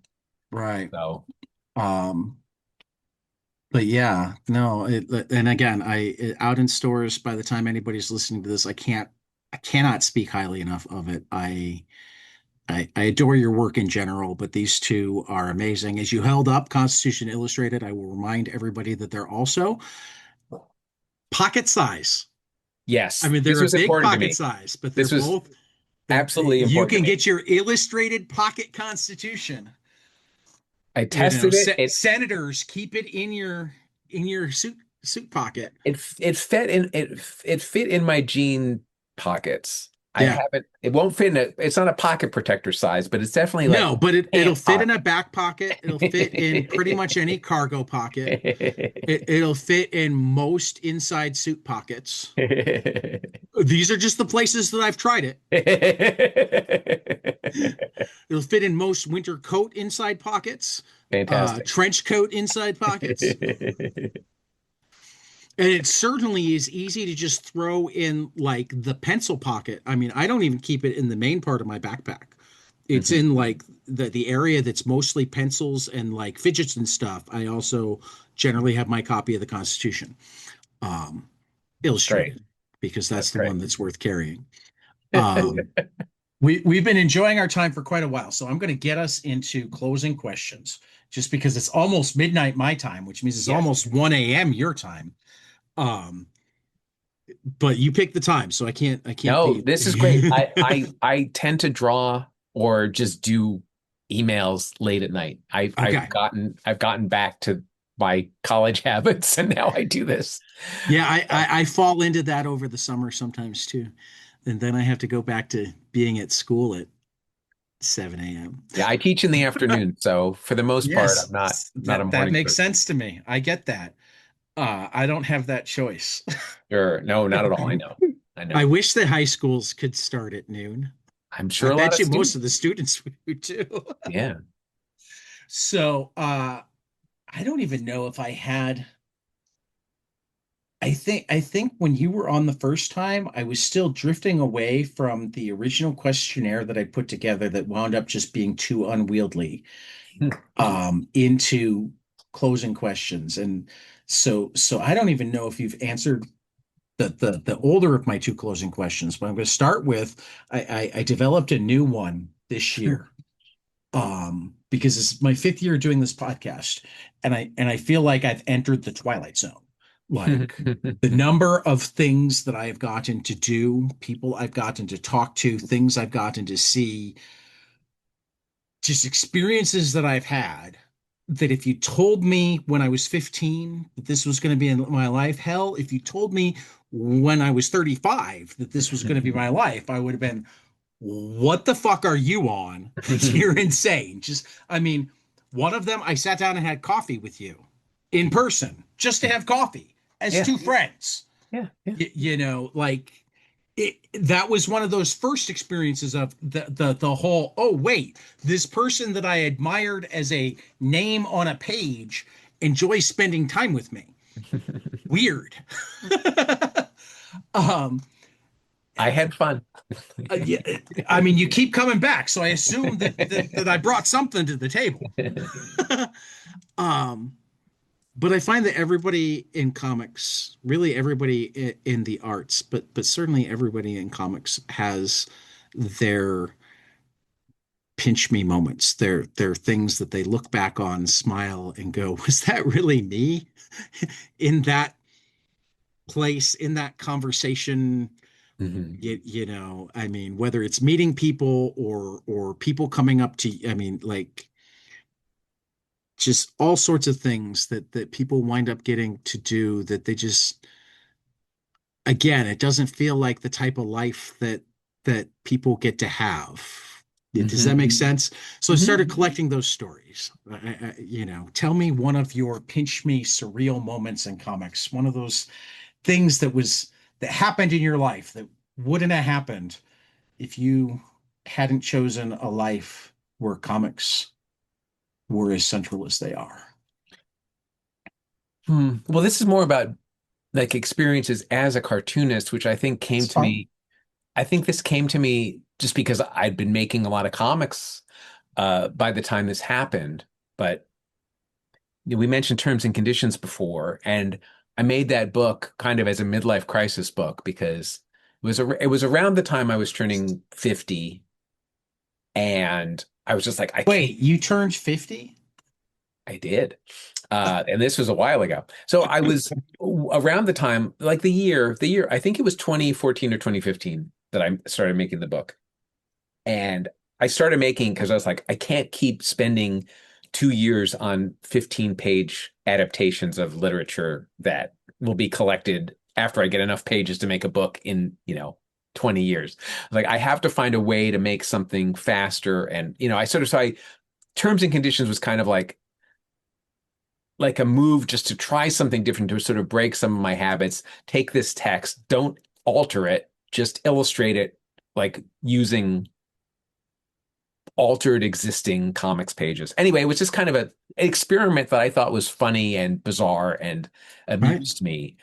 But when I had been putting it out in the world in different ways, and like I was selling it mini comics at comic shows, and I had started putting them up on Tumblr, and then once I started to get the word out just through email connections, I had this deluge of attention. Like one week, the like 2 days after I sent out a big email, I got all this deluge of attention. One of my friends sent it to someone at Boing Boing, and someone else sent it to somewhere else. And within a week, I was on NPR's Morning Edition, and Fresh Air was talking about having me on for a discussion they were having on legal documents, which I'm completely unqualified for, and that fell through. I would have liked to have seen what would have happened with that interview, but they ended up not using me. But for a moment, I had gone completely viral for this thing that I made really just out of like, I have to try something different. Right. So having that experience and then like doing events with lawyers and speaking at conventions of lawyers who do illustrated legal documents, This is just like this sidetrack of my career that I never would have gotten to if I maybe wisely stopped making comics and went into animation or something more lucrative. But I always was driven to do this work and to find new ways to tell stories. And that I guess I hit a sweet spot of this absurd, meaningless thing plus this topicality of the internet made my work accessible to a lot more people than I would have had any other way. And this all happened, a lot of this happened before the book even came out. It was just from having it on Right. Tumblr. So to sort of be discovered in that arena where I was so much older than most of the people who were on Tumblr, even at that point, was just very funny. And it just made me kind of realize that you have to keep trying different things. You have to kind of keep reinventing yourself if you're going to have a career. And I talk to my students about this a lot. If you're going to have a career making art, you have to keep open to new experiences and new ways of working and kind of breaking your old habits and trying new things. Even though the core of what I was doing in terms of conditions, you could trace back to everything else I'd done commercially and everything else I'd done publicly that I put out in the world. Uh, but even so, like having that, making that thing drew attention to my work in lots of new ways, and it didn't lead to a movie deal or any other like life-changing like windfall of cash, but Right. it did kind of reinvigorate me and I still that book is still in print and I still show it to people and some people are like, what is this? How does this exist? And I really started it as a personal project just to try it out. So, Right. you know, again, it's not something that led to a life altering moment in a macro sense, but in a micro sense, I just sort of saw the potential to make things that are Well, and weirder. I mean, I mean, again, it wasn't asking. I mean, that fits perfectly what I was asking about, which is like that surreal, like, oh my God, how did this happen? I mean, like the way you talked about it, where like I suddenly went viral and I didn't even quite understand why, and then I was on NPR. Yeah, yeah. And this was Um, months after I made it. This was just sort of right, me like putting out in the world. I right. guess I'll try this, you know. Right. Well, and like as you're saying it and talking about those things, I'm like, I like vaguely remember that. Not because it was just on the periphery of where I was in comics at the time. I just started reading comics again. I mean, I never completely stopped reading comics, but it just started like picking up monthly comics again in like the Hmm. year or two before that, after my kids were old enough that they didn't cost as much money, and like I could, and like I Yeah. could even justify it because my son was kind of into comics too, so it was something we did together. But like we were very much in the superhero image dark horse world, Hmm. and it only touched the edge of that. But like Hmm. before, I mean, the book that I noticed you with was Constitution Illustrated, but as soon as it said from the writer of Terms and Conditions, I was able to go, oh, I remember when that was a thing. Haven't read it yet, but like Yeah. Yeah. it made me know who you Yeah. were. Yeah. Yeah. So hearing you describe it from your side was fun for me. I Great. liked that. I liked Yeah. that. Uh, That's why I asked this question now, because And we you all get don't, yeah, you just really don't. And I wouldn't have done I don't think I would have thought to do the Constitution if I hadn't done terms and conditions. right, So it was kind of like, oh, in some ways it's the same idea, but definitely a little bit more focused and directed. right. Anyway, um, Um, but Now, the thing is, you don't know what's going to hit with people. right, And I mean, I no, always knew that was true, but I also didn't think anything I did would hit. So right. that was really interesting to have that experience and very exciting and a little scary at the time. I was like, what do I do with momentary power I Right, have? right. Um, so the final question, and again, I don't remember if this was a question the first time you were on. Tell me something you love, preferably comics, but we don't have rules. Preferably storytelling, but again with the rules. But something that you love that not enough other people around you have experienced, and you Hmm. wish that more of them would, so you had more people to talk about it with. Hmm. That's interesting.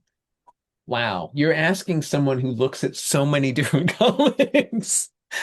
What could You I? don't have to, you can give me more than one, first of all. Yeah. Yeah, yeah, Second yeah. of all, like I ask it the way initially, like where the question came from. I'm filling air, giving you time to think, but where the question Hmm. came from was like, tell me an underrated comic or whatnot. But I don't like that because, mm, like, I don't like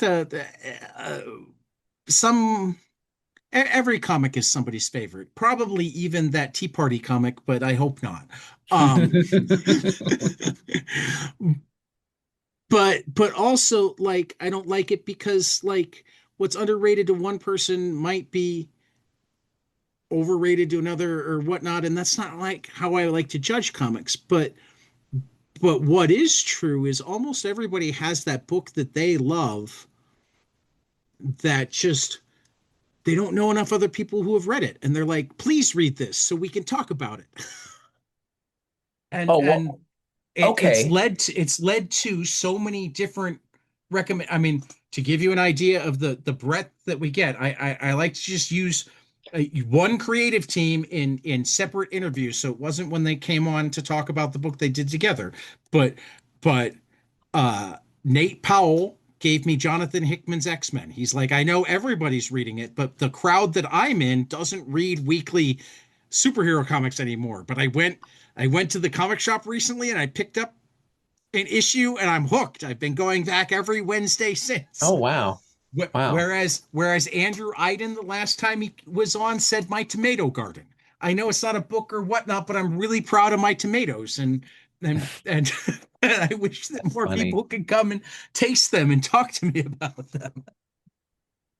Okay, well, So I so have yeah, I have a book that I haven't finished reading but got me excited when I saw it. So I'm going to walk over to my sounds desk good. and get. Sounds good. Do. No, I can't do that because that's copyrighted. If I start into the the Jeopardy music, we could get Oh, sued or won't something. We don't won't want to do take you that. that long. Uh-huh. So this was an anthology that I read about. Um, oh, I forget the name of the author. His name is Ryan, and he does something, I think it's called Four Color Reviews or something. Oh, Ryan Carey. Ryan It's Carey's been embarrassing. on this show a number of Yeah. times. Okay, great. Well, then he may He's have a friend of recommended this. mine. He's Okay, a friend great. of mine. Hi, Yeah. Ryan. I don't think I've met Ryan, but he He lives recommended at this. he le lives in Minneapolis. Okay, great. Well, he wrote about this anthology. He's not in the Okay. anthology. He wrote about No. it Right, right. called Four Alive Color Outside. Apocalypse is totally a Patreon that people should I mean, A, it's just worth giving Ryan a buck for his thoughts on comics, and B, everybody like he is the most known person, I swear to God, in like the underground indie scene. Like, if you want the reviewer that got sent the book that you've never heard of, Ryan's the guy. Well, this was a book I never heard of, and I'm not. So Right. Ryan has introduced me to a lot of stuff I had not seen. Yeah. But I so yes, definitely follow him. But this book in particular caught What my is it called? attention.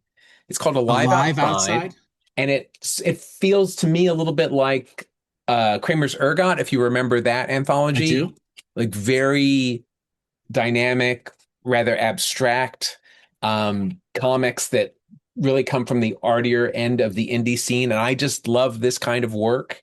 It always excites me. It's so different in its approach to what I grew up with. It's like what I said earlier. It's like I love seeing people make comics in ways that I'm not familiar with. Who's in here? Trenton Doyle Hancock, Roman Muradov, Ron Ricci Jr., Angela Fanch. I know some of these folks Roman personally. Murdoff did a great book at Fantagraphics recently, Yes, too. yes. So Yeah. tons of people in here. I won't Julie rattle off it. Doucette. I won't Yeah. rattle off everyone's names, but I really love this kind of work, and it's like visually exciting to me, and I I have always tried in my commercial work to sort of reference things that civilians might know, but this is the kind of work that gets me excited when I see people making comics that don't seem to be thinking about what's happening in comics, even though there is definitely a scene that revolves around Right. this kind of work, but it's its own thing. People are making their own work and just and Yeah. putting it out there. No, and as you show me pages and as you describe it that way, you also that's Ryan's jam. He Hmm. loves comics that are different. Yeah. And I would say the other thing about this, it's got inset booklets, it's got risograph Yeah. inserts. Oh no, it looks beautiful. It evokes in terms of the format and the inserted booklets reminds me a little bit of Raw magazine, even though it's an aesthetic Right. definitely of today rather than the 80s and 90s. But the other thing is all of my books are anthologies. Like Right. I'm not interested in having making a book that is one style. So when I see an anthology that is so dynamic as this, it gets me very excited. And this is the kind of stuff that that always gets me. So just having this around it just makes me happy to see it on my shelf. I do have to finish reading it, but I like Yeah. what I've read of it, and I mean, it's more about the experience of just being in the book, like seeing the book and looking through it page by page that I find really really great. And some of it is non-narrative or not non-narrative, but wordless. Right. Anyway, Right. this is the kind of stuff that just gets me excited. When I saw Ryan wrote about this, I was like, that is something I need to have. So this Yeah. is Alive Outside, Well, I buy quite a few books because Ryan and recommends them. the publisher is, I believe is this It, Neoclip? yeah, it's neoglyphic. Yes, thank you. Yes, It's please, it's please. it is still I'm not actually gonna like say the places that it's available yet, just I think I because bought it from the publisher. So, it is out of stock at the publisher. oh, okay. The reason I'm not saying on air the places that it's available is purely a selfish one where I'm finding it out of stock so many different places and it's expensive enough that I can't buy it immediately that I don't want them all to go away before I buy my copy. Yeah, that's funny. That's funny. I mean, it's a real, it's not, Particularly because I mean I will say it's a $50 book and you will be able to find it if you go Googling a live outside comic anthology. I don't want to make it impossible for people to go beat me to it. Retail price is 55. I'm seeing it for 50 in a few places. Bob's holding it up. It's a thick, big book. It's worth every penny. This is not, I did a yeah. math lesson in one of my American Nature Presents too, where I laid out cost per page of my favorite thing is monsters versus the two best selling single issue comics that came out that week Hmm. and like well yes $50 was a lot for my favorite thing is monsters. It was like less than a third of the per page story cost Nice. That's great. That's of great. like the Batman and the Spider-Man that came out that week. That's great. That's great. um so yeah, I will totally plug Four Color Apocalypse is Ryan Carey. We're gonna have to arrange for you to meet him. You'd get along with him really well. If I'm not He's mistaken, he reviewed my brother's book, so he's like in my circuit, but I don't. that would not shock me at all. Um, I keep forgetting to reach out to your brother. I keep forgetting to read any of your brother's books. I think I was even at a con your brother was at and somehow failed to go to his table. Um, It's hard to get to people at shows, but some I know a days. guy that knows my brother, so I can put you in touch. Yeah, no, I figured. Um, for our Sikoryak, the new book is Declaration and Emancipation Illustrated. It should be in shops by the time you're listening to this. And this has I'm been also on 22. tour. Yeah, but not coming to Chicago, you bum. No, no, sorry. I wish I were. I'd like to go to Chicago, but I'll be in I Philadelphia. got a comic shop that'd love to have you. Talk about transportation. In any case, Yeah, I'm going to be in Philadelphia July 3rd. I'm going to be at New York City, where I live, July right. 11th. I'm going to be in Baltimore on August 18th, and I'm going to be at San Diego Comic-Con for all 4 days doing as much as I can to promote this book. So Right. I'm making the Right. rounds if you are in any of those four states. I don't know if I'll be in any of them at the times that you are, but I am hoping to get out to New York for New York Comic Con. And if I do, then Great. we'll see each other. Awesome. Cross your fingers for me. It all depends on whether or not they approve panels.